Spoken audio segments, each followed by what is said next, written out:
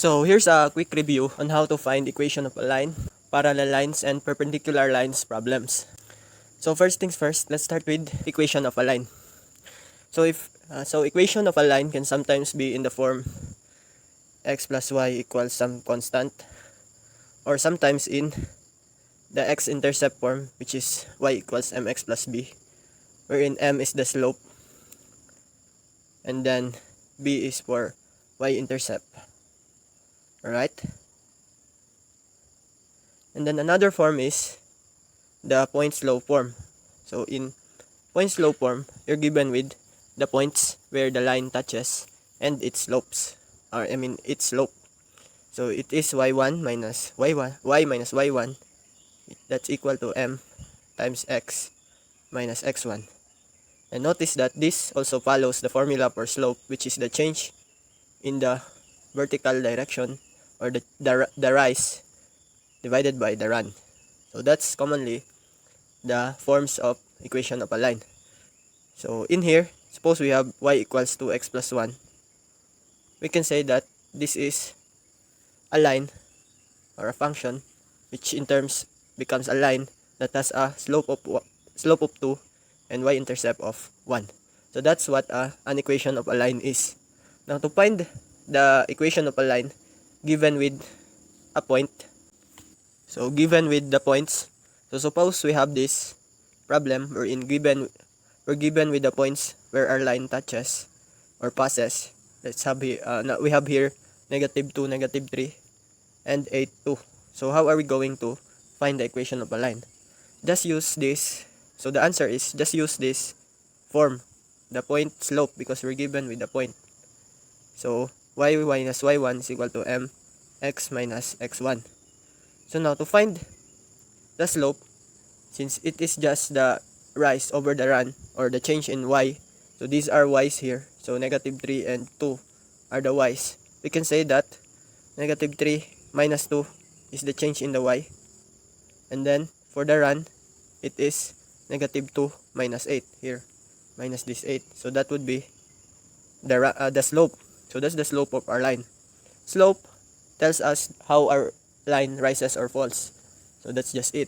And then for our y minus y1, so our y1, it could be, we could note this as our first point and then this as second point, or we can do the other way around, which is this as first point and this as second point. So either way it will work in here. So if our y1, or we let this as our first point, so y1 would be -3, so this will become y minus -3. Then for x minus x1, it would be this -2, so x minus -2.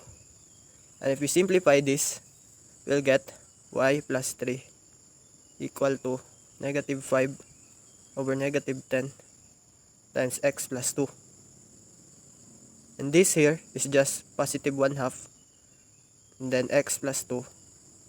And then if we subtract 3 on both sides, we'll get y equals 1/2 x plus 2.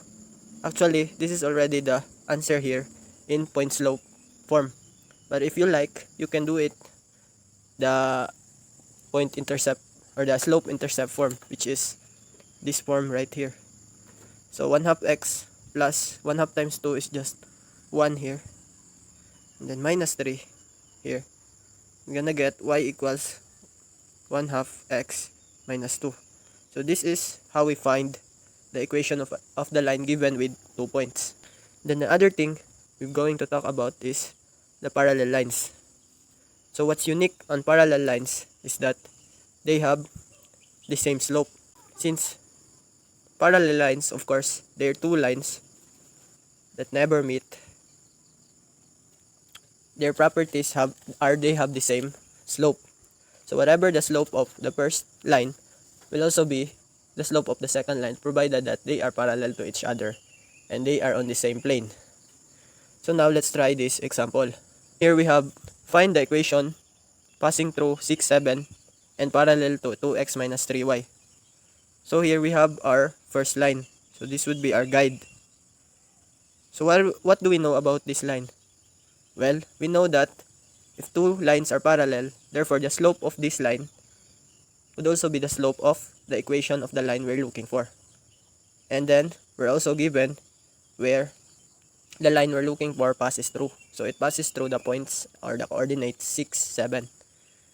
So our first step is to know what's the slope of this line. Because if we know what's the slope of this line, that would be the slope of the equation we're looking for. And then the 6, 7 is very helpful to us because we just have to use the point slope form or the point slope form of a line and then determine the equation. So that's the plan. And so to know what's the slope of this, we convert that equation to its slope intercept form. So isolating y would be transferring all of this to the other side. So by doing that, we'll then have 12 minus 2x. So 2x becomes negative because I transfer it to the other side. And then all divided by negative 3. So here. So now we're left with y. So 12 divided by negative 3 is negative 4. And then negative 2 divided by negative 3 is plus 2/3 x. So now whatever the coefficient of x in a point slope or slope intercept form will be our slope. So clearly our slope is 2/3. And that would also be the slope of the equation we're looking for. So now that we know the slope, we now use this formula. Y minus y1 equals m x minus x1. So our y1 is this 7. That's y1. Then our x1 is this 6. So y minus y1 would be y minus 7 is equal to the slope, which is 2/3. So why do we use this 2/3? Because we know that these lines are parallel. So if two lines are parallel, they have the same slope. So that's why it's 2/3 here. And with that, x minus x1, which is 6 in this case. So simplifying and making it in terms of y or the slope intercept form, we'll then have 2/3 x minus 6 times 2 is 12 divided by 3 is just 4. And then this will be transferred, so plus 7. So now we have 2/3 x minus plus 3 as our equation of the line parallel to this given line. Alright? So that's it. That's how to find or to solve the problems involving two parallel lines. So the next one is, what if they are perpendicular lines? So now let's change the problem a little bit. Still with these points and this equation, what if we're looking for the line that is perpendicular to this equation or line? So the property that two perpendicular lines have is that they have negative reciprocal slopes. So if this line, since it is going upwards to the right, that has a positive slope, while this one is going down like that, that's why it has negative slope. And with these two, if we let this be parallel to each other, whatever the slope of this one or this line here, you just get the opposite sign of it and then flip the fraction or the slope. So if this line here has a slope of 1/2, and then therefore the slope of this line perpendicular to it will then be the opposite sign, which is negative, and then flip it, so the reciprocal. So the slope is -2. So now, will the equation of this change? No, that will not change. Still the slope is 2/3.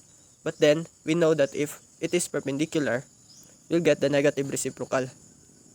So if that's 2/3, then all we'll have to change is this. We make it -3/2. So as you can see, 2/3 become 3/2, and then it becomes the opposite sign. So negative reciprocal. And then by simplifying that, it will become -3/2 x minus 6 times 3 is 18 divided by 2. This will become 9, negative, positive 9, because this is negative, negative. So positive 9, and then plus 7. So with that, the line which is perpendicular to our given equation is now negative 3 halves x plus 16.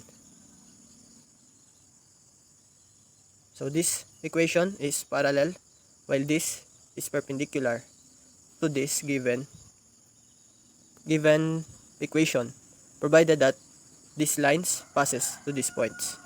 So that's it for this video, guys. I hope you learned something, and that's how you find the equation of a line to solve parallel lines problems and perpendicular lines problem.